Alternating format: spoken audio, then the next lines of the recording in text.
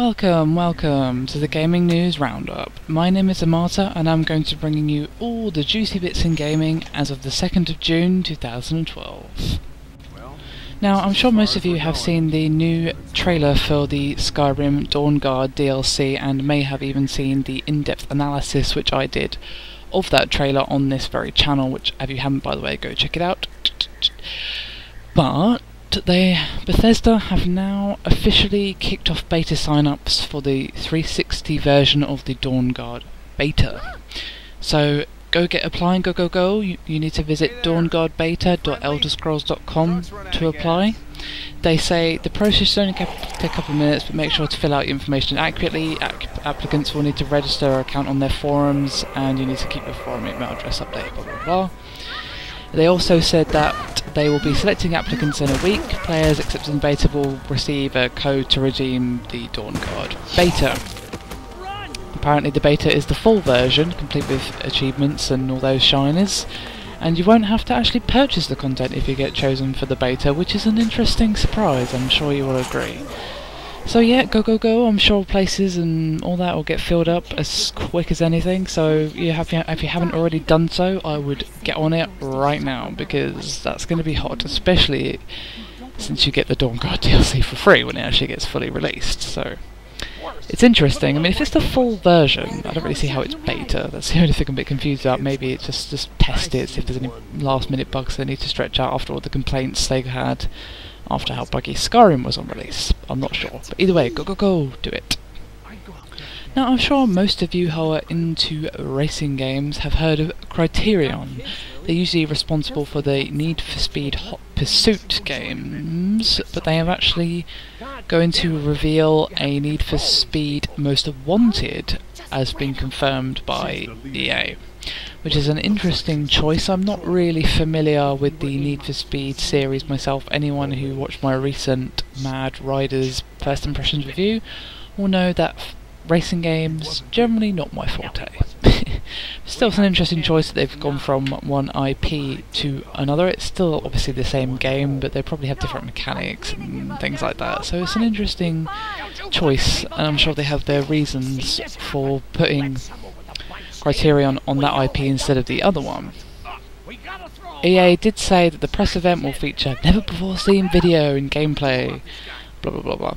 And there's also going to be some as yet unannounced games revealed at EA, and apparently a social game for Facebook. So if you hadn't already have enough social games on Facebook, there's another one on your way. Anyway, yeah, I'm sure some of you will find that news interesting. You know, as I said, going to be honest, not super familiar with Need for Speed, but it's nevertheless interesting to see a developer go from one IP to the next, even though it's still set within the same sort of game, racing game, same universe and stuff like that. But still, it's going to be interesting to see what they do with the slightly different IP, as I'm sure most of you will be wondering, will they be able to pull it off? Probably. Criterion, you know, Need for Speed is popular for a reason, so hopefully it'll be good. The Gears of War fans out there will be happy to know that we have some new story details for Gears of War Judgment. Now, Bayard, Cole, Garen and Sophia, the 4 members of the Judgment's Kilo Squad, have been, and I quote, charged for treason because they didn't follow orders, stole equipment, and their actions ended up killing millions of people they swore to protect. So that's the basic premise there, and apparently it will be the crux of the trailer, which will be debuting at E3, which will obviously be happening on Monday, June 4th, where the game will be officially revealed to be a prequel to the first game. Most of us already known that for a while. It's going to be officially official, if you know what I mean. It's going to actually, yep, it's a prequel.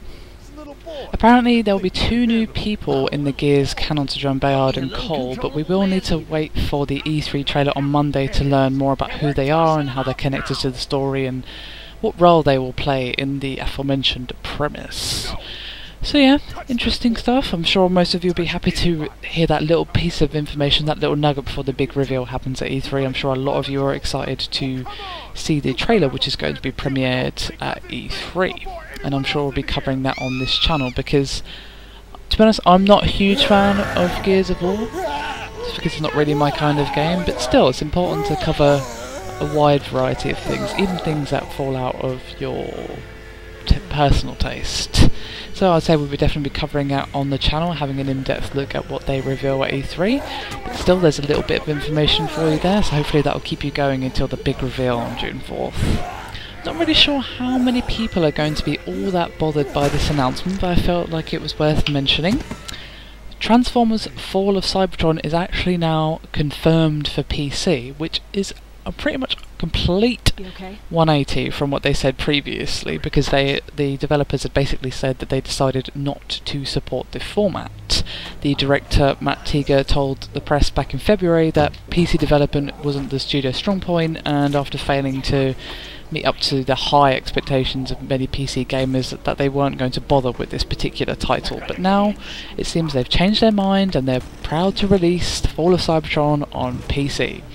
Information on pre-order and when it'll be released will be coming soon, but yeah, if anyone is actually bothered by this point, then there you go, it's finally coming to PC. I imagine, excuse me, some people will be getting this. Obviously it's a Transformers game, and maybe some people missed out because it wasn't released on PC, so I just hope they haven't shot themselves in the foot too much with taking so long to do so, because to be honest, it always makes me facepalm when some developers like, oh, you know, we don't need to bother with PC, and it's like, you know, you need to recognise that PC is actually a huge market and is actually getting bigger, not smaller, as a lot of people seem to think.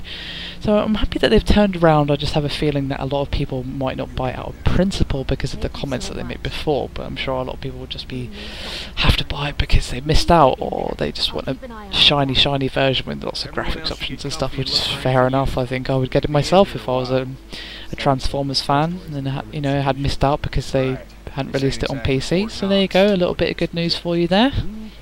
Anyway guys, that's me done for the day with the news roundup. I really hope you've enjoyed the video, and please feel free to let me know if you did. Always good to hear from you. But yeah, like, subscribe and do all the normal stuff to the channel and the video and all that jazz, and we'll see you again soon.